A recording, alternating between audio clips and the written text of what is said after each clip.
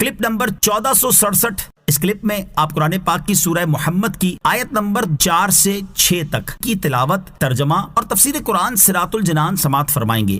بسم اللہ الرحمن الرحیم۔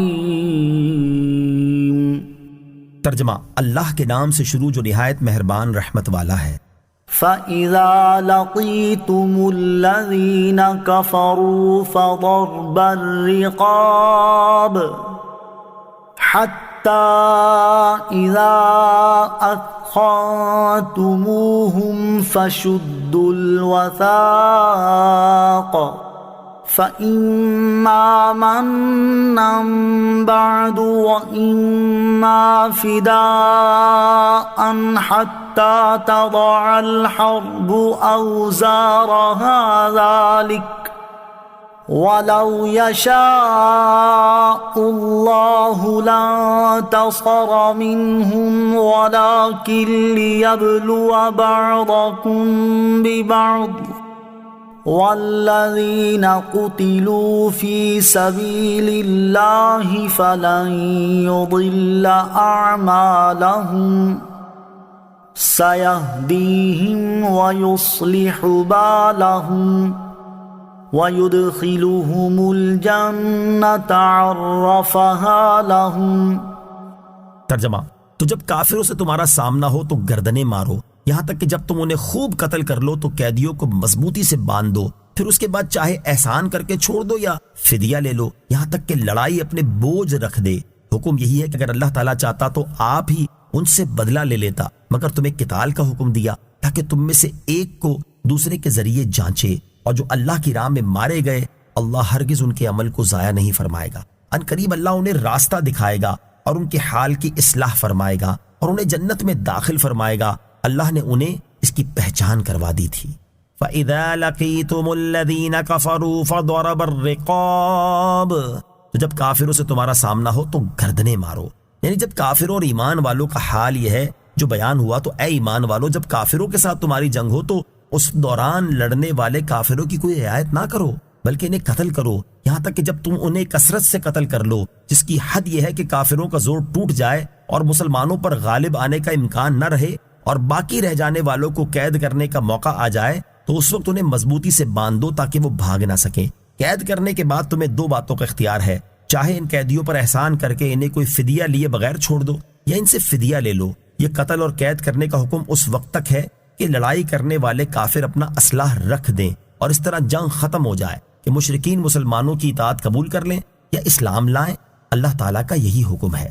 وَلَوْ يَشَاءُ اللَّهُ لَانتَصَرَ مِنْهُمْ، اور اللہ چاہتا تو آپ ہی ان سے بدلہ لے لیتا۔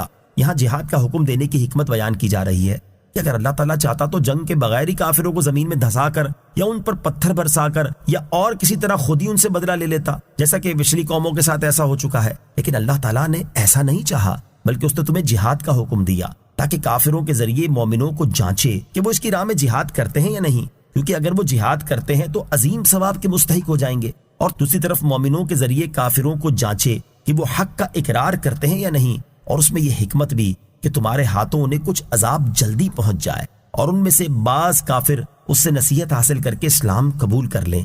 اللہ تعالیٰ کی جانچ سے کیا مراد ہے؟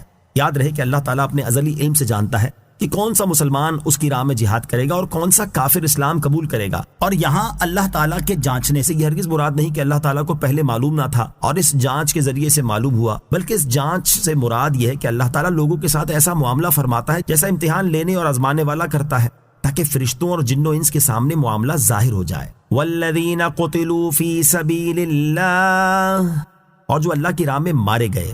جنگ کے دوران چونکہ مسلمان شہید بھی ہوتے ہیں، اس لیے یہاں سے شہیدوں کی فضیلت بیان کی جا رہی ہے۔ چنانچہ آیت کے اس حصے اور اس کے بعد والی 2 آیات کا خلاصہ یہ ہے کہ وہ لوگ جو اللہ تعالیٰ کی راہ میں شہید ہو گئے، اللہ تعالیٰ ہرگز ان کے عمل ضائع نہیں فرمائے گا، بلکہ ان کے اعمال کا ثواب پورا دے گا، اور ان قریب اللہ تعالیٰ انہیں بلند درجات کا راستہ دکھائے گا اور ان کے اعمال قبول کر کے ان کے حال کی اصلاح فرمائے گا اور انہیں جنت میں داخل فرمائے گا۔ اللہ تعالیٰ نے انہیں اس کی پہچان کروا دی تھی، اس لیے وہ جنت کی منازل میں اس نا آشنا کی طرح نہ پہنچیں گے جو کسی مقام پر جاتا ہے تو اسے ہر چیز کے بارے میں دریافت کرنے کی حاجت درپیش ہوتی ہے، بلکہ وہ واقف کاروں کی طرح داخل ہوں گے، اپنے منازل اور مساکن پہچانتے ہوں گے، اپنی زوجہ اور خدام کو جانتے ہوں گے، ہر چیز کا مقام ان کے علم میں ہوگا، گویا کہ وہ ہمیشہ سے یہیں کے رہنے بسنے والے ہیں۔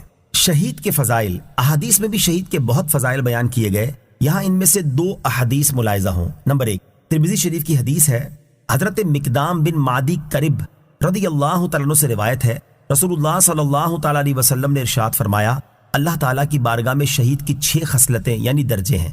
نمبر 1 پہلی دفعہ میں اسے بخش دیا جاتا ہے۔ نمبر 2 اسے جنت کا ٹھکانہ دکھا دیا جاتا ہے۔ نمبر 3 اسے قبر کے عذاب سے امان دی جاتی ہے اور وہ بڑی گھبراہٹ سے امن میں رہے گا۔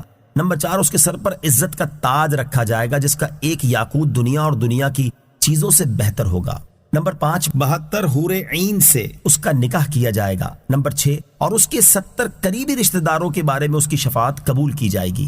حدیث نمبر 2 حضرت قیس رضی اللہ تعالیٰ عنہ سے روایت ہے، رسول کریم صلی اللہ تعالیٰ علیہ وسلم نے ارشاد فرمایا، شہید کو 6 خصلتیں عطا کی جاتی ہیں۔ نمبر 1 اس کے خون کا پہلا قطرہ گرتے ہی اس کے گناہ مٹا دیے جاتے ہیں۔ نمبر 2 اسے جنت کا ٹھکانہ دکھا دیا جاتا ہے۔ نمبر 3 حور عین سے اس کا نکاح کیا جائے گا۔ نمبر 4 اور 5 بڑی گھبراہٹ اور قبر کے عذاب سے امن میں رہے گا۔ نمبر 6 اسے ایمان کا حلہ